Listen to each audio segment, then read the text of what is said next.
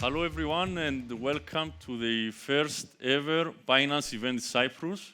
I think it's a pretty, I would say, historic time for Cyprus to have one of the top organizations in the world right here at the University of Nicosia. And the University of Nicosia have been themselves one of the pioneers in blockchain education. And today, for the first event, we start actually with educating the masses. Well, that's what we do. That's what my colleague Steven does in various universities around the world. We will have a presentation of introductory topics about blockchain, about cryptocurrencies, how they work, what are NFTs, and we would like your participation. And with your participation, you can win some of these cool Binance shirts and hoodies. After that, we will follow up with a community event at 7 p.m. I hope you all have a ticket for that because we expect it to be packed. At this stage, I want to mention that I'm really happy about a partnership that we are announcing today with the university. Binance Charity is offering 5 full sponsorships, 5 full scholarships for the master's degree in digital currency, one of the top and the first ever master's degree in digital currency. So I don't want to delay any further. My colleague Steven can take it from here and start with the workshop.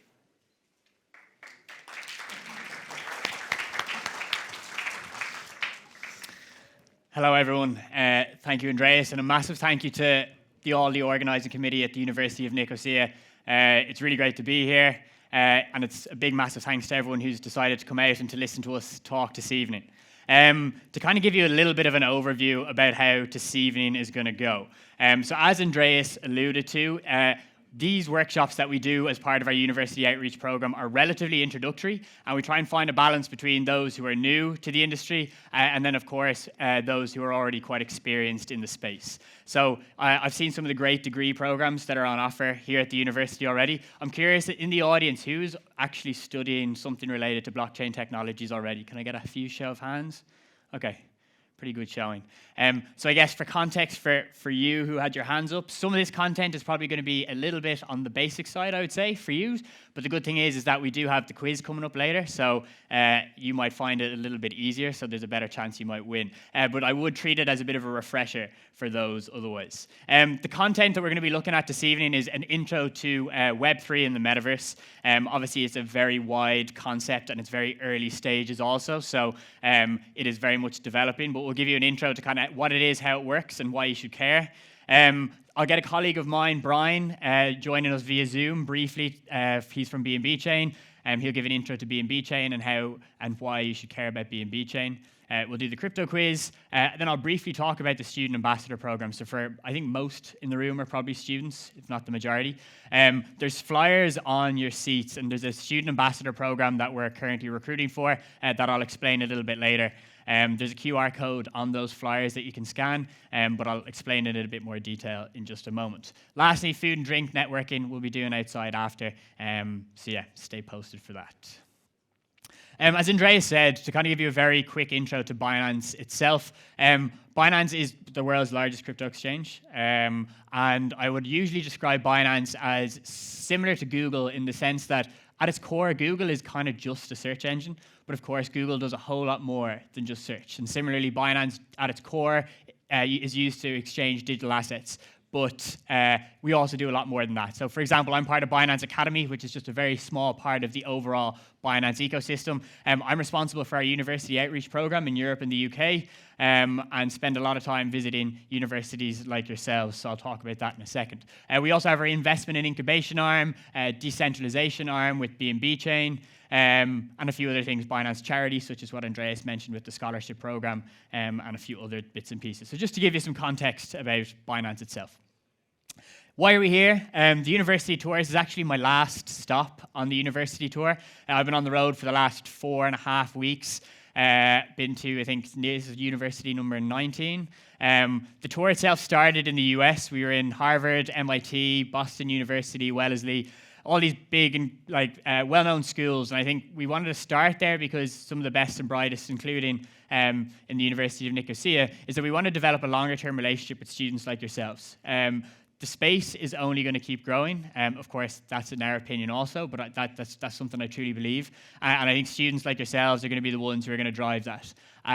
And I'll be perfectly honest, whether it's with Binance, whether it's with any other crypto exchange out there, frankly, it doesn't bother me. Yes, I represent Binance, but the important thing here for everyone in the room to really care about is that the tech itself is really what's going to change the world. So I would really encourage you just to get your hands on. For those who are already studying some blockchain-related degree programs, fantastic. For those who are here in an introductory capacity, just get hands-on with the tech as best you can. Coming to workshops like these is really important. So thank you for being here.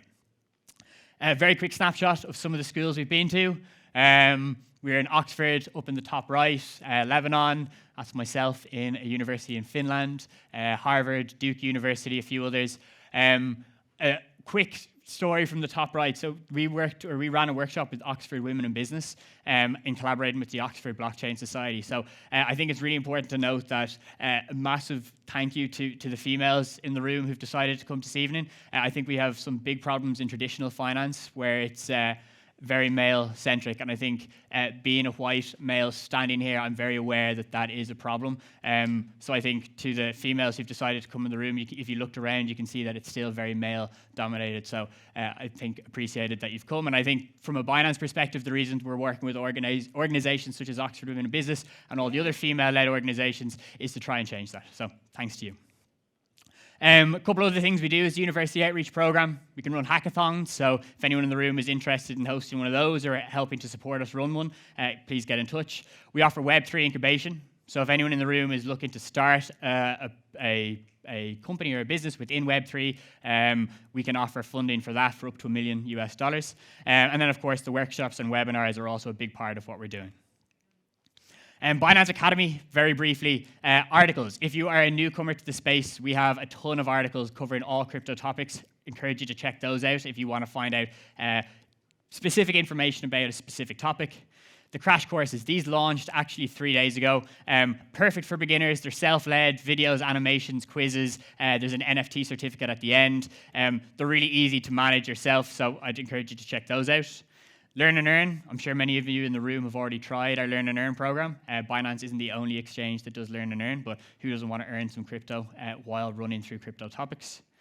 And then lastly, we have career certificate courses that we're currently developing. The idea behind these is that they're going to be a stamp of approval for the industry. So kind of like what you'd have as a Google Ad Manager certificate or Facebook or Meta Ad Manager, I suppose.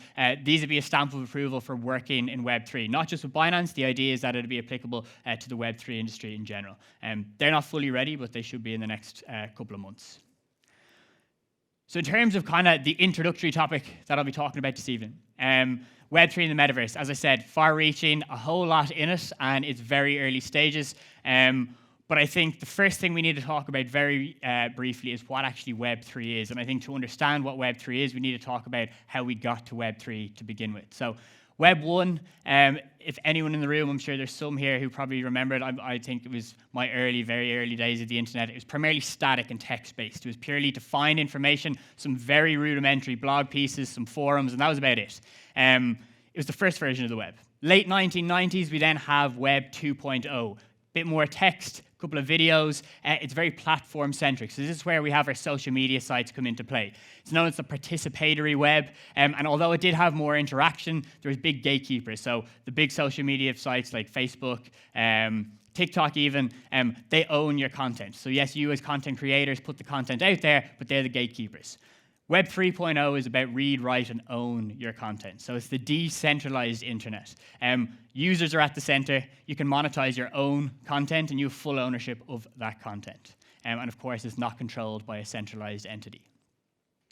As we've just mentioned, Web 2 versus Web 3, differences are on screen. Big tech dominates in Web 2, high barriers to entry, and data is censored or largely censored. Web 3, on the other hand, completely decentralized. Users can control their data, and users can be rewarded for sharing that data, which of course is different to what we're experiencing in Web 2. With Web 3, Web 3 provides possibilities for a lot more interaction, exchanging information in a completely decentralized environment, and facilitates peer-to-peer financial transactions. The idea being is that you as a content owner can completely monetize your own content. And of course, NFTs are just one example of how this can be done. With digital identities, you can have your own crypto wallet and operate in a completely decentralized environment without needing to rely on any central authority, third party to own or control your assets. And then, of course, the idea between the semantic web, where computers will be able to understand and operate with information exactly the same as humans might, using artificial intelligence, et cetera, et cetera. Some would argue that that is a problem and that shouldn't be the case, but of course, matter of opinion. What we should care about when we talk about blockchain and Web3 is that because Web3 is built on blockchain technology, the crypto products are expected to play a massive role within Web3. So as we mentioned, crypto wallets, having your own ownership over assets, NFTs, tokenizations, GameFi, the list goes on. When we talk about the metaverse, I'm going to give you the briefest history of the metaverse you've ever heard. The term was first coined in 1992 by the author Neil Stephenson in his novel Snow Crash. Has anyone in the room actually read or heard of this book? Actually, let's start with read. Has anyone read Snow Crash? I've got one hand. Was that a hand? Yeah, 1, 2. Okay, I'm glad someone has. I actually have not read the book. Usually no one in the audience has, so is it worth reading, the two who have read it? I'm going to take that as a no. So anyway, that was when the term was first coined. Then, of course, over the last the last few years, we've really experienced the Internet of Experience has come into play. The idea of using VR headsets, augmented reality, et cetera, et cetera. And then now we're kind of at this point where we're looking at the metaverse and how that's actually going to play out. Contrary to common belief, and some people would say, oh, Web3 and the metaverse, they're kind of the same thing. Well, they're not. Web3 focuses on the relationship between users and information and who controls that. Whereas the metaverse concentrates primarily on how that information is presented and how we as users experience it. To quickly reiterate, Web 1.0, completely text-based. Consumed information just with text. Web 2.0, information was still consumed via text, but we also had images, videos, and a bit more interaction. However, with the metaverse and Web 3, it envisions a future which is fully immersive. We're in virtual worlds, potentially, all operating in real time and potentially three-dimensional. And some would argue that it'll encompass all of the senses entirely. Again, all matters of opinion, doesn't currently exist in that standpoint. Opinions differ on how the metaverse is actually going to look. Some of these kind of exist, some of them don't yet. Virtual reality, as mentioned, users are going to experience the metaverse using VR headsets, disconnected from our actual reality. Others would say it's going to be augmented reality. So if anyone, I don't know if anyone in the audience owns those Meta Ray-Ban sunglasses. Anyone have a pair? No? Maybe the same person who read Snow Crash? No? No, he's saying big no again. No. Very sure about that one. So anyway, that's the idea with then augmented reality is that we're walking around with potentially sunglasses that are showing bits of information as we go around. Mixed reality is probably the camp that I fall into. Both a combination of physical and virtual realities where you're immersed in both of these types of things. And then, of course, digital twins where it's real-time representation of physical objects or processes. If anyone has ever seen the movie Ready Player One, you can kind of get a bit of an idea, potentially, how the world of a metaverse could look, where you put on a headset, you live in you're a different person, you live in a different life in a virtual world, and then you go back to your reality world, which, at least in Ready Player One, tended to be a bit miserable. Hopefully that's not the case for ourselves, but if anyone's seen the movie, that's the idea. How is the blockchain actually going to support this idea of a metaverse, and why would the things that come with blockchain technology and cryptocurrencies help us develop something like the metaverse? 3 quick examples I'm going to give. There's probably a lot more that we don't have time to address, but of course within a metaverse we're going to need to transact and exchange value. That's where digital money comes into play. Spoiler alert, you can see why cryptocurrencies might matter there too. Blockchain-based wallets and digital identities. How are you going to own your assets within a digital or a virtual space? That's where they will come into play. And then lastly, we have DAOs and NFTs. How are they going to play a role in the metaverse also? Before we look at that, can someone in the audience give me, and I'm sure there's, as I said, some of them are studying in the room, but who wants to try and explain very briefly what a blockchain actually is to me?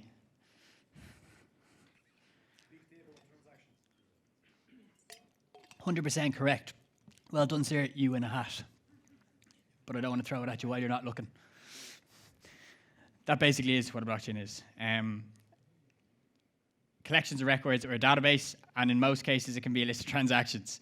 Often referred to as a distributed ledger, and I'm going to give you a very simplified explanation of a blockchain just for those in the room. Actually, a question. Who in the room would describe themselves as a complete beginner in terms of blockchain technology, not familiar with the space that much? And please be honest. Anyone at all? A couple in the front, a couple at the back, and I'm sure there's a few more in the room who, yes, clap for those. Yes, well done. Thank you for coming. Oh, God. Back we go. But yeah, for those who've come, I guess there's probably a few in the room who've said that they are not beginners, but they probably are. The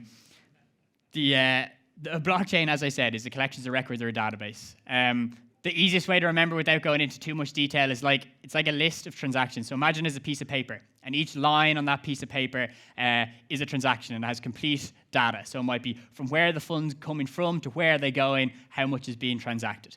When a sheet is filled, nodes, or basically any machine that interacts with the network, post or validate these transactions and then post it onto the blockchain.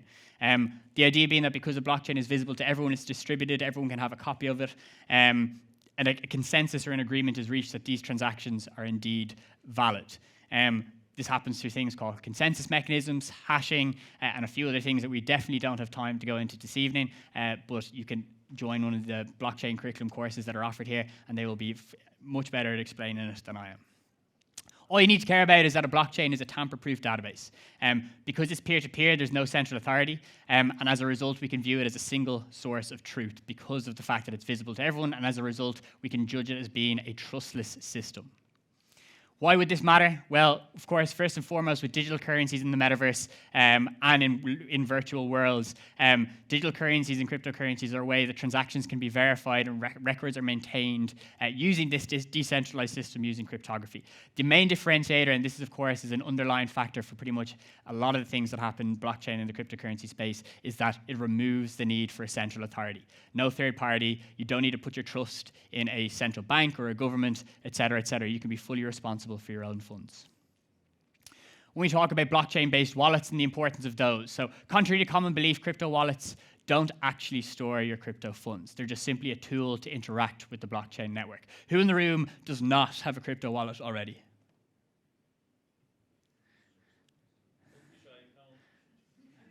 Got one person, two in the room, a couple more at the back with some semi-up hands. Okay. So when you have a crypto wallet, as I said, it doesn't actually store your crypto assets. It just generates the necessary information to send and receive your assets. It generates an address or a specific location on the blockchain to which tokens or whatever it might be could be sent. When you create a crypto wallet, again, for the beginners in the room and for those who lied and said they already knew what they were, or what it was, you get a private key and you get a seed phrase. Private key is basically like your PIN code that you might have for your bank. Seed phrase is kind of like your backup plan. If you lose access to your private key or you lose it, you still have your seed phrase to come back to, which can help you recover your funds or get you access to your wallet. However, if you lose that, you're in trouble. The idea being is that it's this whole idea of with great power comes great responsibility.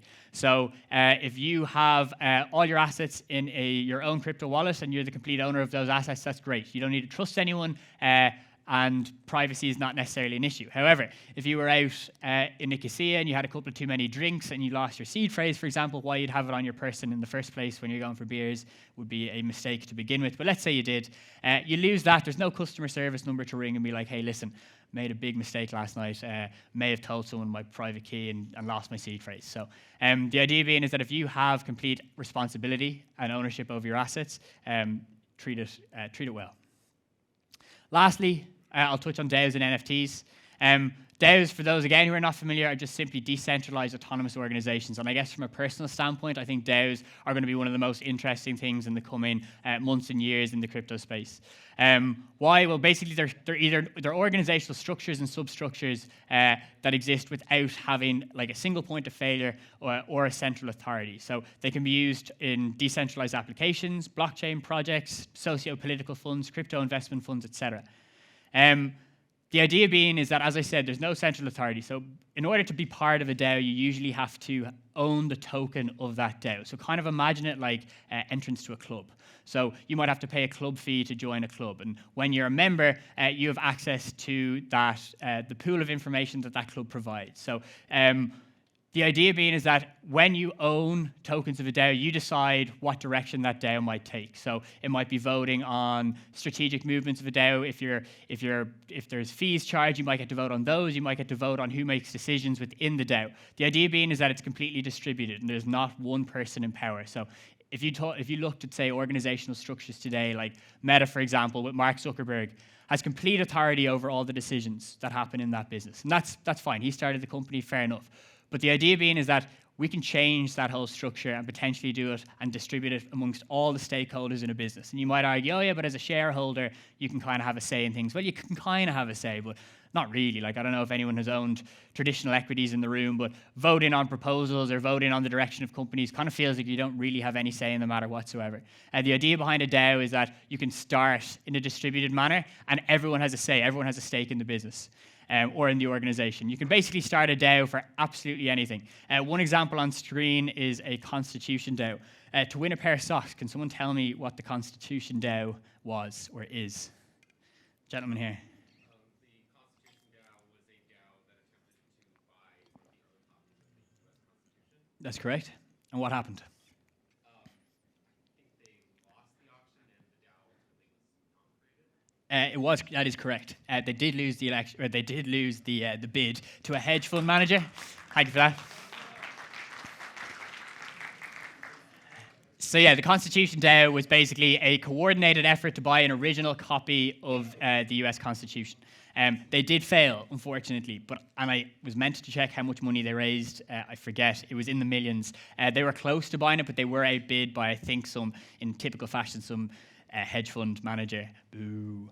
But the idea was that I think they raised the funds in like a couple of days, and they were very close to buying it. And this was completely done with anonymity. No one knew who they were. They just basically all raised the money together. And the idea, or the point of the story, is basically that a DAO can be started for absolutely anything, and it's a way to coordinate efforts. And these funds can then all be distributed right back to the original donors so they all would have all sent their funds via smart contract and held it in a wallet. The idea being that if they were successful in buying the Constitution, that ownership would be shared between everyone. When they were unsuccessful, the funds get distributed back to everyone. So it's just one example of a DAO. But again, I would highly encourage anyone. Actually, is anyone in the room part of a DAO already? Yeah, a couple of people. Any examples? Guy in the front row here. What DAO are you part of? Compound. Nice. Are you an active contributor? No. Anyone in the room an active contributor of a DAO? Yeah. Who said yeah? Sorry, at the back there. It's a powerful DAO and the token is traded on Binance. Very good. And you're an active. What's your role as part of the DAO, or how would you describe it? I'm a head of research, so I'm making all the research activities. Very good. There you go. So I think the idea behind, like, anyone can start a DAO, and there's a platform called Aragon and amongst others that you can use to start your own DAO. And I would encourage you to do so, because as I said at the top of the presentation, the way you're going to learn and get involved in this space is by getting hands-on. So please do look at starting one yourself. NFTs, of course, are also a major part of how the metaverse can operate. At their core, NFTs are non-fungible tokens, and they're basically just cryptographic assets on a blockchain. They can represent, or they do represent, unique assets. They don't necessarily need to be digital assets, but of course the majority would be. But they can also represent real-world assets too, similarly to what would have happened with, say, the Constitution itself. They're basically verifiable proofs of ownership. And I think when we talk about fungibility, very brief explanation of fungibility. Something that is fungible is like the euros in your pocket. You can give someone €10, you can give someone else €10, and basically it's still €10. It doesn't really matter. Bitcoin is fungible, Ether is fungible. Something that's non-fungible is that it is not interchangeable because they are unique. So, for example, if anyone has a dog in the room, your dog is non-fungible. Good way to remember it, because obviously if you give your dog to someone else and someone else gives you their dog, you're not going to be very happy. NFTs are not just photos of monkeys either, although some of those are worth quite a lot of money. So there are two monkeys that potentially are worth a lot, probably a lot less as of recent market times, but Yes, NFTs are just simply not interchangeable with each other because they are unique assets. Where on the other hand, all fiat currencies and most cryptocurrencies would be fungible. You can just exchange them one for one, and it doesn't matter either or. NFTs have a ton of use cases, way outside of tonight's presentation in terms of what you can use them for.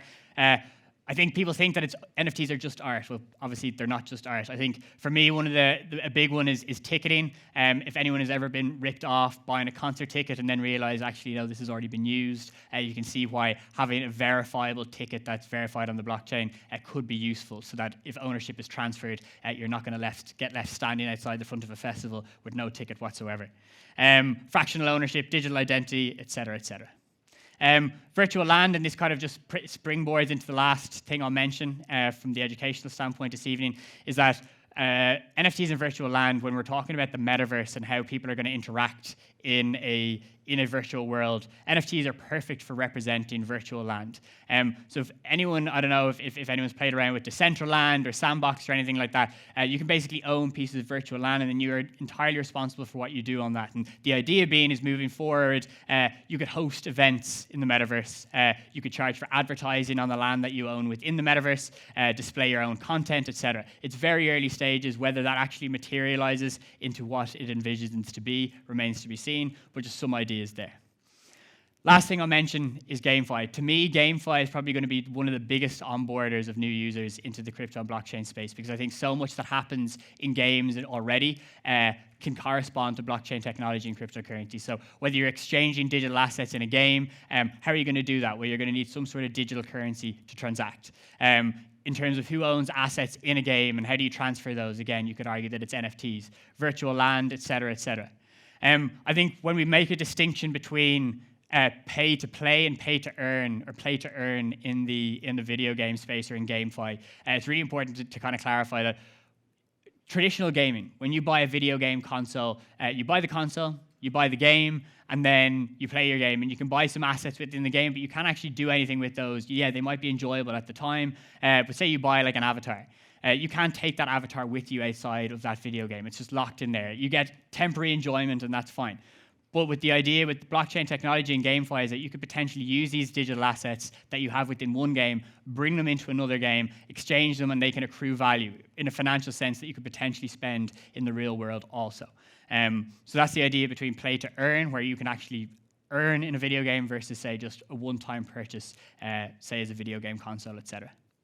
Rewards, of course, in GameFi can be spread around in a number of different ways. You can earn cryptocurrencies between virtual land, avatars, weapons, etc., etc. To kind of conclude, and I guess this is how I'd usually conclude most of the presentations, because it's like you don't necessarily need to understand how blockchain works to care why it's an important piece of technology. All the same way that you don't need to understand how the internet works to realize that it's going to be an important part of our society moving forward. There's plenty of different use cases for cryptocurrency and blockchain technology. Some of the ones are on screen. At a high level, I think from a remittances standpoint, if anyone's ever tried to send funds on a weekend or ever used Western Union, you'll realize it's expensive, it's slow, and it's a pain in the ass in most cases. So I think when we talk about cryptocurrencies and the possibilities, especially when we discuss developing markets, where how are you going to send funds from, say, a developing country where you're working to your family back home in, say, a third world developing country? Doing that with, say, autocratic governments can be a problem. So one example could be remittances in terms of using the blockchain technology to do that. DeFi, we have a whole workshop in DeFi in general, which is outside of tonight's presentation. But basically everything that happens in traditional finance at the moment, where we rely on state banks, banks in general, governments, the idea being is that with DeFi, you can do that yourself. You don't necessarily need a bank account, especially for the unbanked globally. Cryptocurrencies and blockchain technology give you an option and give you opportunities that wouldn't have been available to you otherwise. Supply chain management, one quick anecdote I'll tell you. I did a workshop in Dublin there, nearly 4 weeks ago now, and in typical stereotype fashion, someone in the audience started a beer company, and they had basically put QR codes on all their beer cans. And the idea being is that you could scan this QR code on the beer can, and it would show you the entire journey of that beer can from where it started. So the brewing process, what went into it, where it's been, where it was produced. And of course, that's a pretty rudimentary or arbitrary example, but the idea being is that with supply chain management, having everything verified on a blockchain, you can see the exact journey, you can see where it was produced, and you can verify all that information. Whereas now you just have to trust, obviously, the producer or the supermarket or whatever it might be. Again, why are you like, oh, well, I don't really care what's in my beer can, it tastes nice, that's all that matters. But again, just an example of how the technology can be applied. Data storage, health records, and I think similar to what Andreas said with the charity side of things, I think that's the one I'll probably close on, because I think for charitable donations, we hear about governments donating 30, 40, 50 million dollars to whatever, to a developing country that says they're going to build hospitals and schools. And maybe a few hospitals and schools pop up, but you can't verify where half of those funds went necessarily. The idea between, if you were able to put all charitable donations and verify those using blockchain technology, you could see where the funds went, where they were spent, how much was spent, potentially even the return on that expenditure, and then anything that was not spent in the way that it was directed to be could be returned to the sender. So again, plenty more examples that we won't be talking about this evening, but just to give you an introduction. That is me for the first part of this evening, so thank you first and foremost for your attention. I will just add, this is the one bit, or there's two bits of marketing tonight. One is this, and then the second will be the photo that we're going to do at the end of the quiz. For those in the room who do not already have a Binance account, this is the bit of marketing for you. You can get 20% off your trading fees for life, so I can see a few people scanning it already. Please do so. For those in the room who might be more relative beginners, I would just clarify that trading fees doesn't necessarily mean you need to be some sort of active high-speed trader to get the benefit of this. Even if you're a buy and hold investor, the idea being is you can still benefit from this discount. So anyway, code is there if you need it. Learn20. Feel free to use.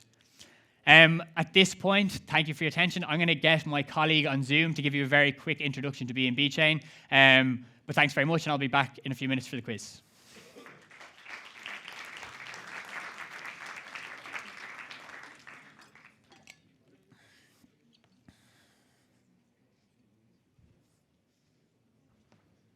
Okay, so hello everyone. So my name is Brian from France. I'm the community manager for BNB Chain, and today I will talk to you about what is BNB Chain and how you could enjoy and discover DeFi and Web3 on BNB Chain. So quick introduction. So the main token of BNB Chain is the BNB token.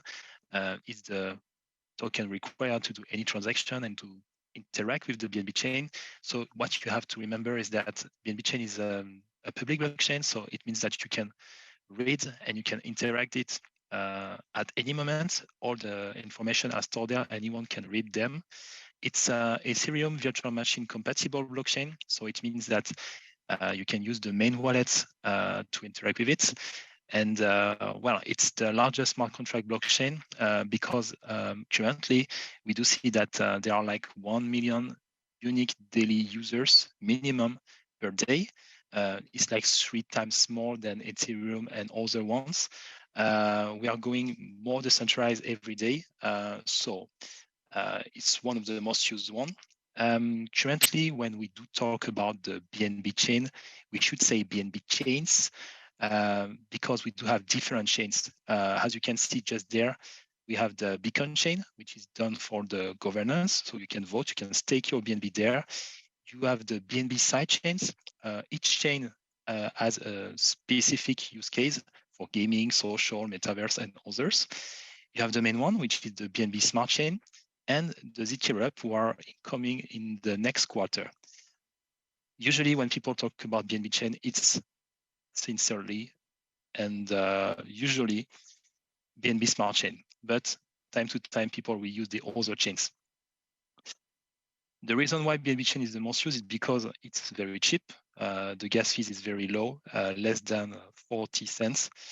It's very fast. It's close to one of the, I would say, 3 blocks per second.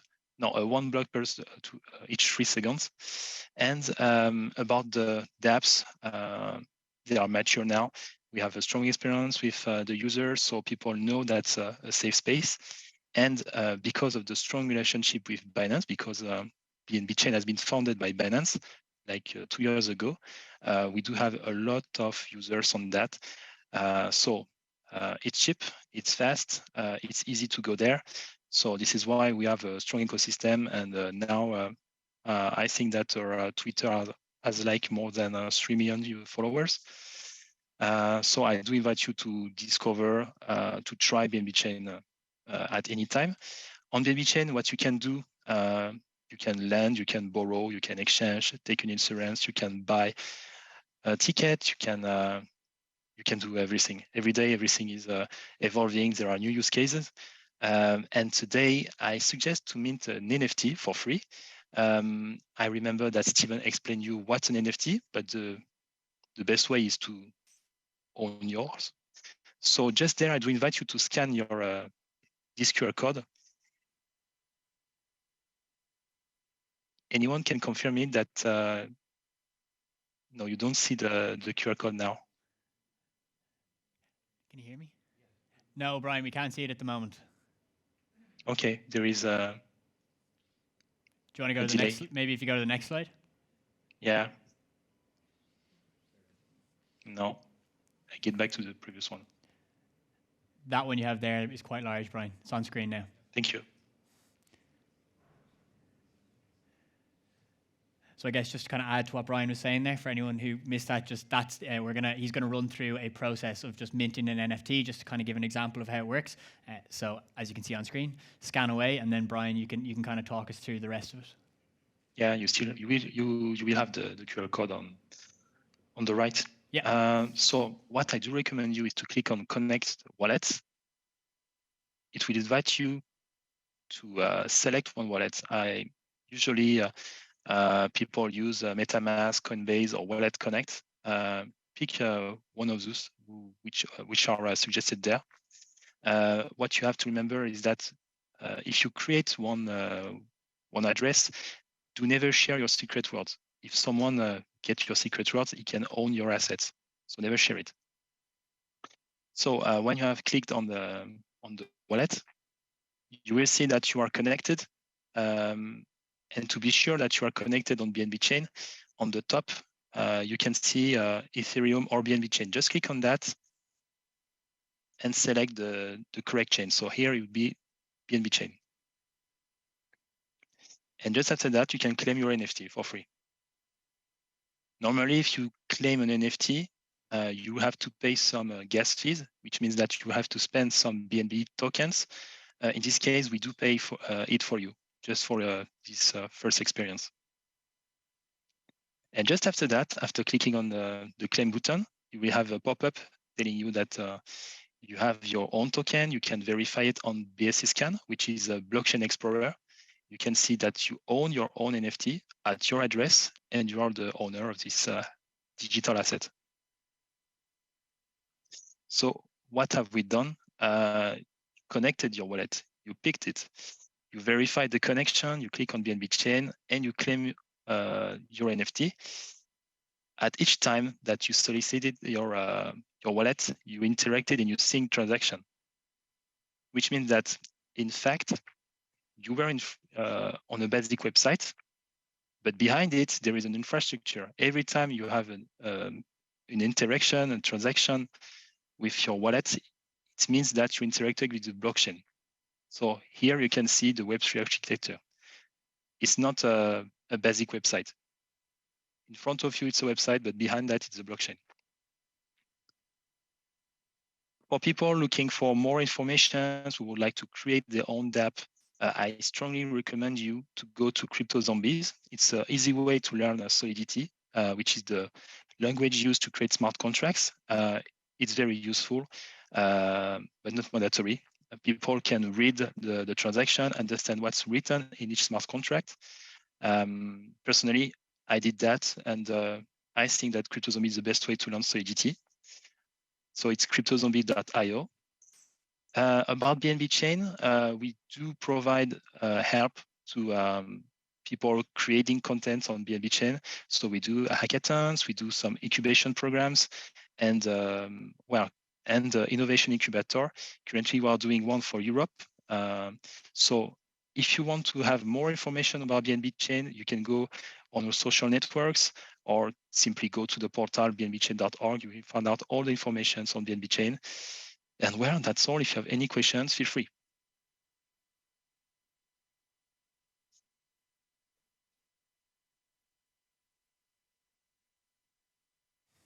Recording stopped. No? Okay. Steven? Thank you, Brian. Just double check before we let you go. I can put anyone in touch with Brian via Telegram if it's a bit easier. But if anyone does have a live question that they'd like to ask, please do so. Otherwise, I'll be happy to put you in touch afterwards. Brian, I will put them in touch with you afterwards. Thank you so much. Thank you. Bye-bye. Take it easy. Good night.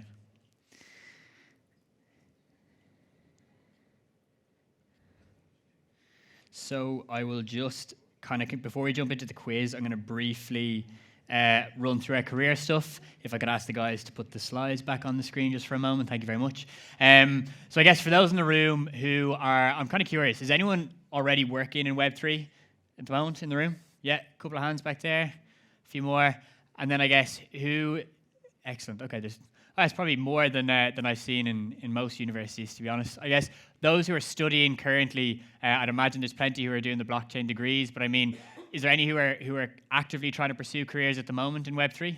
Yeah, guy in the side there, right against the wall. What are you studying, pursuing a career? What's your? Pursuing a career right now, so I do consulting. Yeah. But I'm also a product owner. Oh, nice. Okay. And Do you want to pitch your product? No, I mean, sure, why not? No, come over after. All right, yeah. But we're building a P2E game, so it was like funny that you brought the gamified thing up. Interesting. And we're doing it via NFTs. So. Oh, unreal. Yeah. So. Well, then you'll have to forgive my very brief explanation of P3. I don't want to diminish what you guys are working on, but that's amazing. No, great to hear. I guess we could probably go around the room for a little bit. Oh, there's a gentleman at the back there, hand up.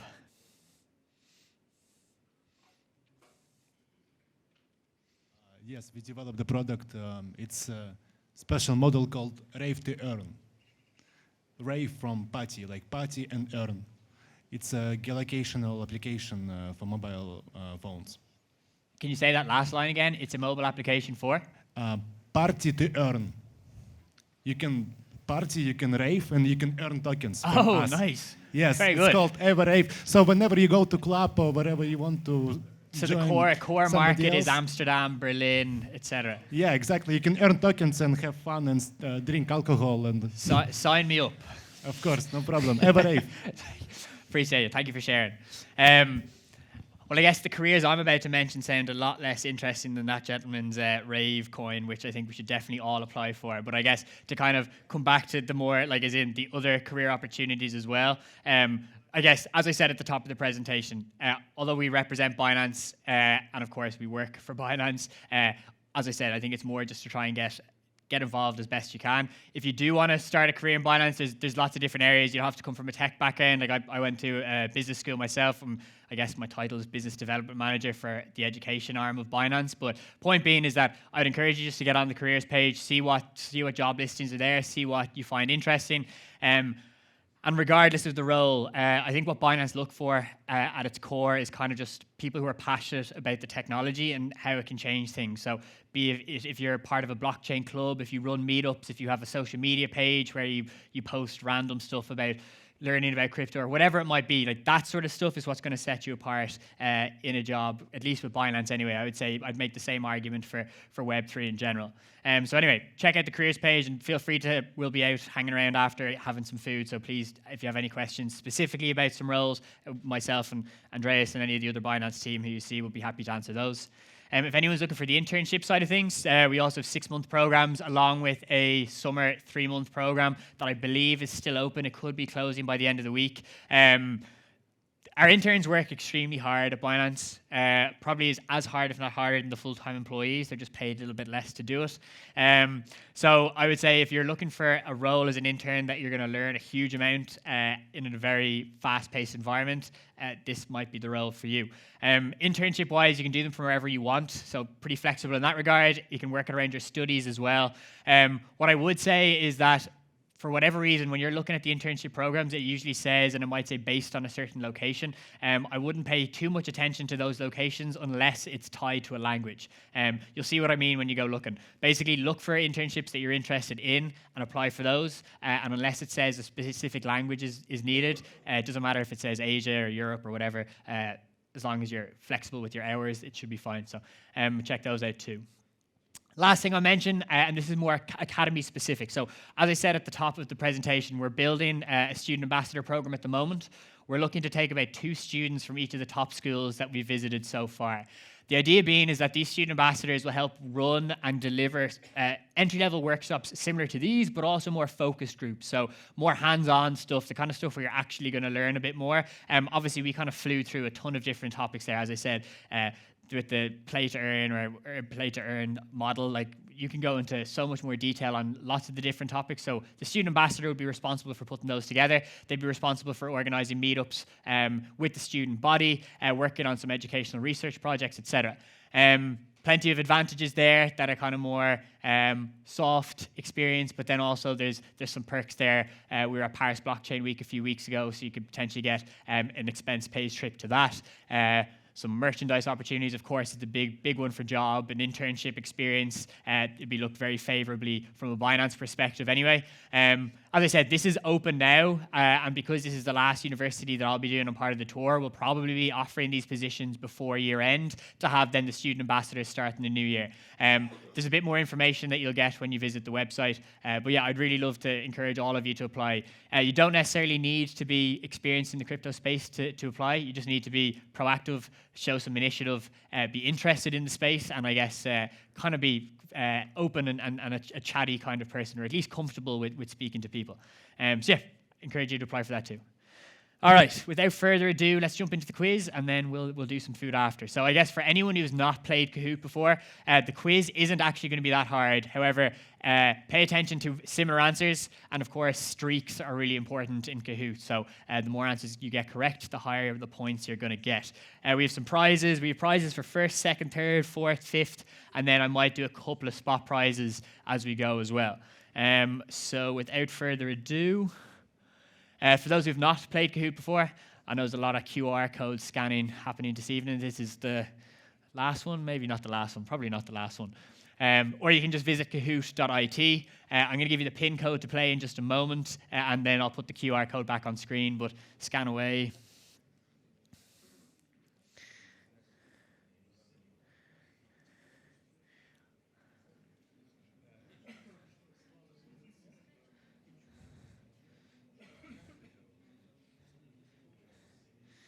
Okay. So you will be asked to put in the PIN code, or you can just scan this QR code, and that will enter you in the game. You just add a nickname. Remember, this is on live stream, so let's go easy on the names. I don't know if saying that is going to encourage better names.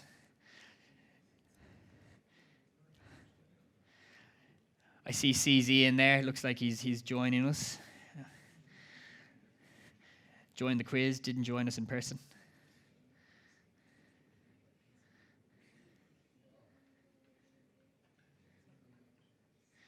Okay, give everyone a couple more seconds to join.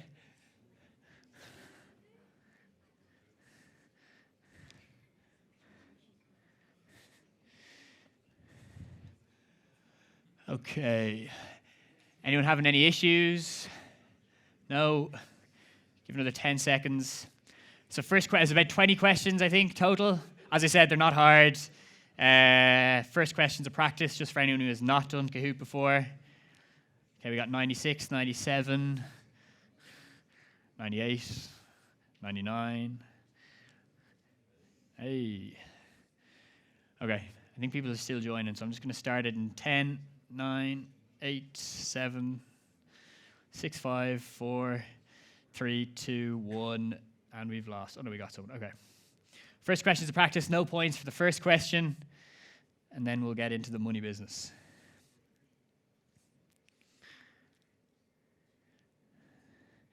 Question number 1. True or false? This tall structure is called the Empire State Building.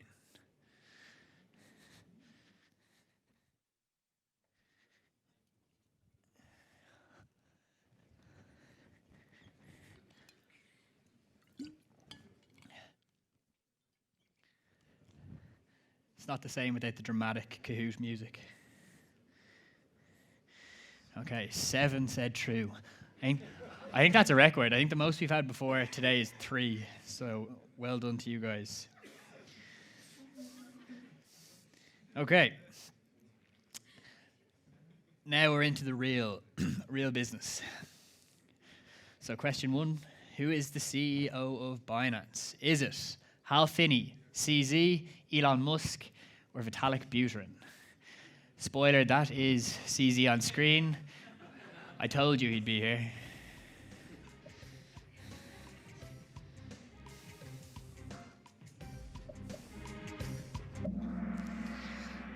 CZ is the CEO of Binance.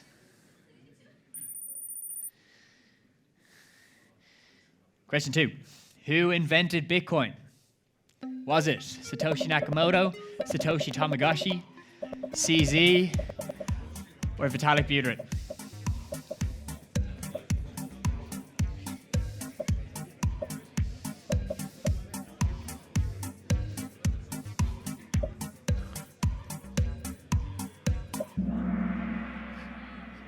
Satoshi Nakamoto was the inventor of Bitcoin, not Satoshi Tamagotchi.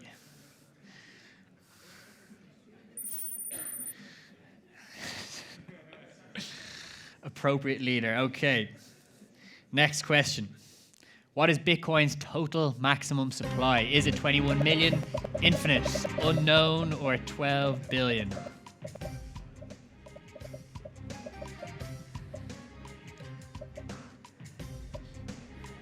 Bitcoin's total maximum supply. There will never be any more than this amount.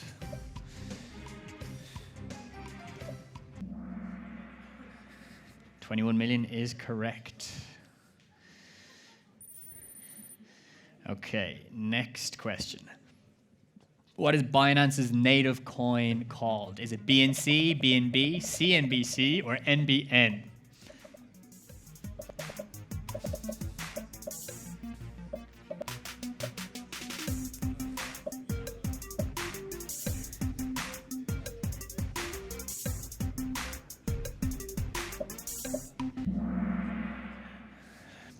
Binance's native coin is indeed BNB.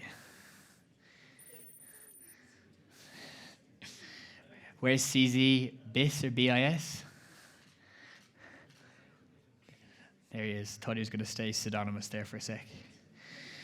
All right. A distributed ledger is a special type of database that is also known as a cross-chain, decentralized exchange, centralized exchange, or a blockchain.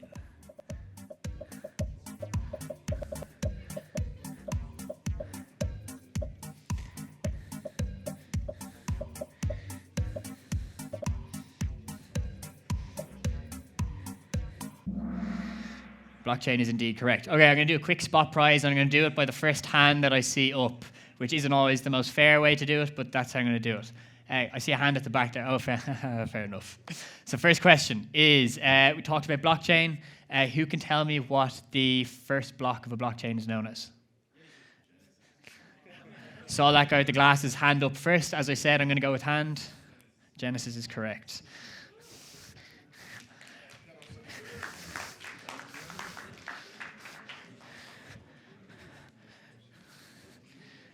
As I said, not the fairest system, but it's the easiest way to do it. Okay, next question.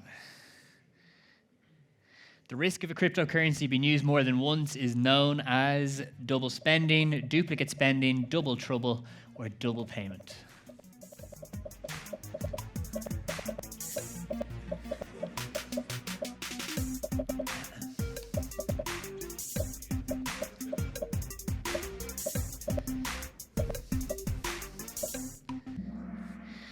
Double spending is the risk of a cryptocurrency being used more than once.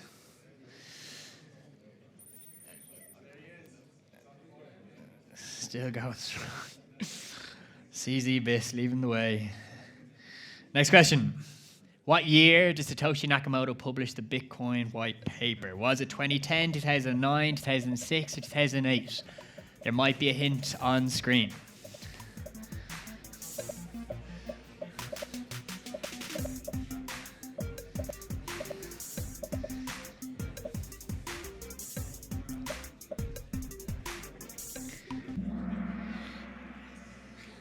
Okay, another spot prize. Oh yeah, 2008 is the correct answer. So another spot prize question. Again, first hand I see. If you shout it out, you're just helping whoever might not have known the answer. So there is a word that I'm looking for. So on the Bitcoin white paper, there's one particular word that I'm looking for that is not mentioned anywhere in the white paper. You'd be surprised it's not. Can anyone tell me what that word is? Not the guy who's leading the quiz. Anyone else? Oh, you're not? Right, go on then. I saw your hand first. Blockchain's correct. Question was, do you want a water bottle or a pair of socks? Pair of socks. I think the pair of socks is probably best, yeah. Oh, sorry to the sir in front of you. So yeah, blockchain, surprisingly, is not mentioned anywhere in the Bitcoin white paper. The closest Satoshi Nakamoto comes to saying the blockchain is chain of blocks. Well done to you, sir. And if you win the quiz in the end, you have to give that pair of socks to someone else because there's another pair of socks in the bag. Oh, where's AG? AG is delighted. AG had his hand up before I even asked the question. Delighted to be top of the leaderboard. All right, next question. A DApp or a DApp is short for decentralized application, Dapper application, distinguishable application, or DeFi application.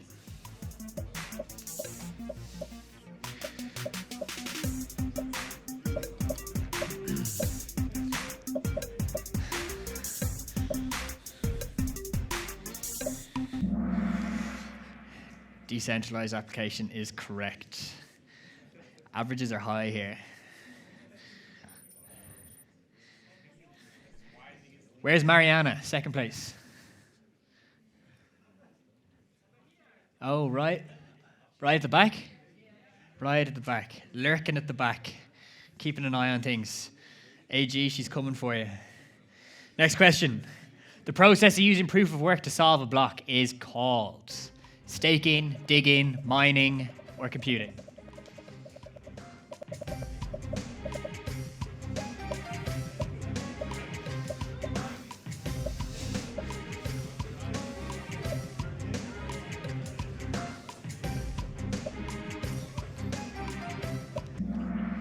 Mining is the process of using proof of work to solve a block. Oh, it's very close at the top. Okay, next question, question 13 or whatever it is. In the development of the web, which stage is referred to as participatory? Was it Web 3, Web 1, Web 2, or none of the above?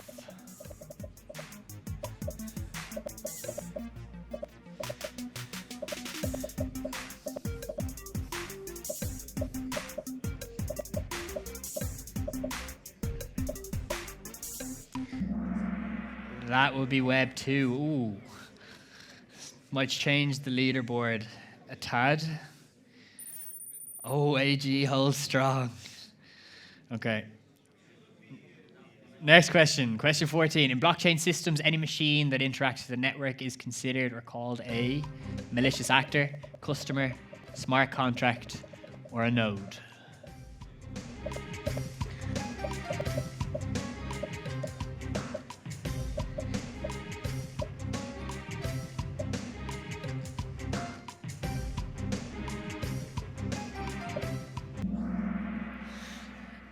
Node is indeed correct. Okay, let's do another, what are we at? Quick, another spot prize question. Again, first hand that I see. So a very famous NFT called Everyday's, the first 5,000 days, famously sold for just under $70 million. Who can tell me the name of the artist? Gentleman here. Beeple is correct. Would you like a t-shirt, a bag, or a water bottle? Say again? Oh, you want the water bottle? Okay, I'm definitely not going to throw this.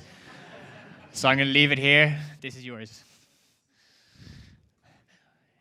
I actually did a workshop there recently and gave prizes like to yourself and then forgot that I'd given them and gave them out to someone else at the end. So this time, not going to forget. That's yours.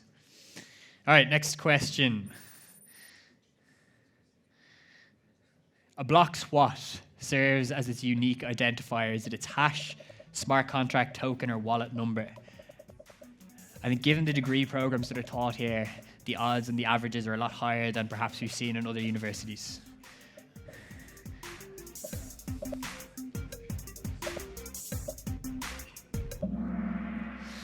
Hash is indeed correct. All right, this is where it gets interesting. Last couple of questions. AG is panicking down there in the third row, sweating. Which of the following best describes the functions of Web3? Read, write, and learn, read, write, and own, read only, or read and write.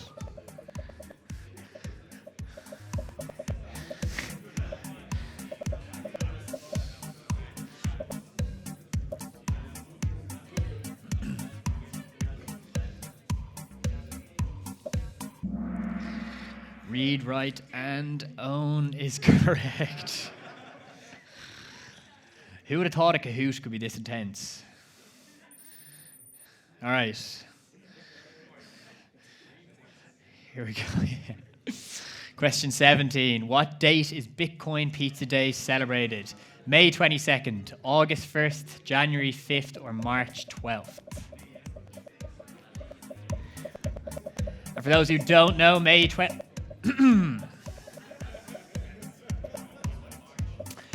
For those who don't know, Bitcoin Pizza Day was when a gentleman spent 10,000 Bitcoin on 2 large Papa John pizzas. Bitcoin, that 10,000 Bitcoin at the time was worth about $40, with Bitcoin currently trading for what, $16,000 give or take. Those 2 large pizzas were extremely expensive. Bitcoin Pizza Day is celebrated in honor of that poor, poor soul. Okay. Question 18, true or false? NFTs are non-fungible, which means they are interchangeable with each other. True or false?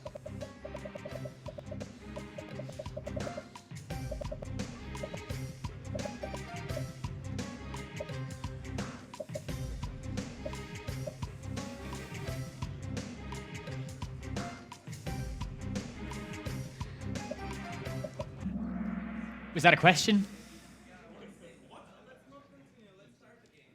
Let's. Are you in first place? Oh, well then.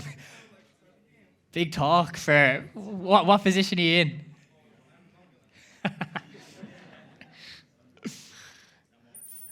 Okay, question. Actually, do we have one more? Do we have another spot prize question?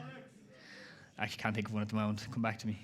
Right, question 19. The term metaverse was first referenced in a book called Snow Crash, Slow Cash, Snow Cash, or Snow Coin. And on that note, we have lost someone in the audience. He's like, I'm done. I'm out of here. Thanks very much.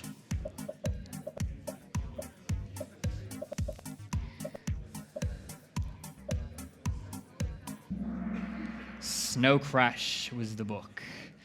Okay, last question. And then, as I said earlier, the second piece of marketing is just I'm going to ask first, second, third, fourth, and fifth place come down to the front. You'll get your prizes. We'll take a photo, and then we'll go eat food. So, last question. AG's holding strong. All right. Yeah, is there any... I don't know if you can come back from that lead. We'll see. Anyway, as I said, prizes for first to fifth. So, last question. B&B stands for Build and Binance. Build and build, build and benefit, build and buy.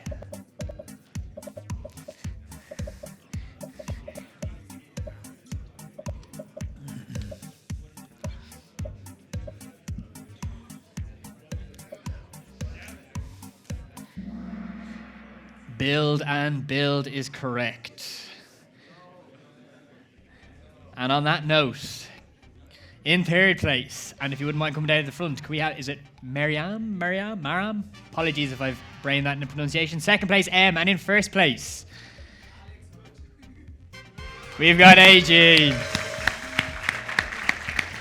And then fourth and fifth, we've got Momo and Saeed. So guys, if I could ask first to fifth place, if you wouldn't mind coming down the front, if you could come around this way, give you your prizes, take a quick photo.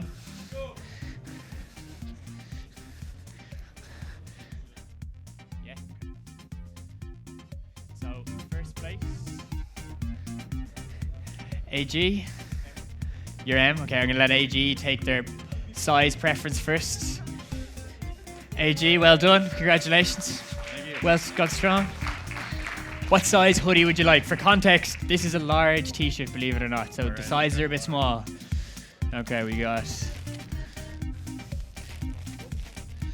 large. So we got a t-shirt for you, we got a bag for you, a hat for you, and then you also get a water bottle. You guys have the socks? The socks are in the bag. There you go. Oh, sweet. Okay, second place. Second place. Give you 2XL, large, medium. I would say probably. Believe they're not actually 2XL. I'd take that, to be honest with you. You get this hat for you, and then yes, next to third. Congratulations. No problem. What would you? Anything in particular do you want? We've got the. You get basically at the hat. You get the socks, and then hoodie wise, t-shirt's fine. I'd say this one will probably fit better, so I'm going to give you these.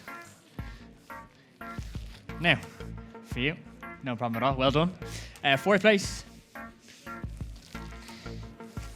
I'll give you a large hat. Yeah, there you go. For you, you also get a t-shirt. And then you also get a pair of socks. And then finally, did I give you a cap? I'll get you. Oh yeah, there's your cap. There you go. And your fifth place, you get hoodie, t-shirt, and unfortunately you don't get socks because you came fifth. Well done. All right, guys. And then the last bit of marketing duty is we've got to take a photo of this.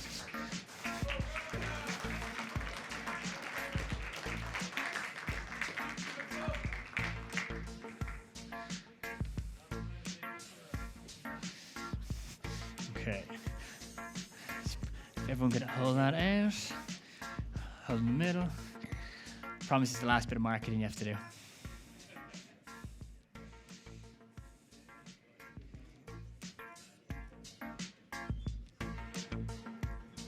He's going to be retweeting all this. Yeah. That's it. Well done to everyone. Thank you so much. Oh yeah, head out stage right if I can ask you. I'll take that. You guys, if you guys want to go that way. Apparently this is the direction we all need to be going. Up to you. And then I'm going to ask Andreas just to come back on for the last closing note, and then I think we can all go get food.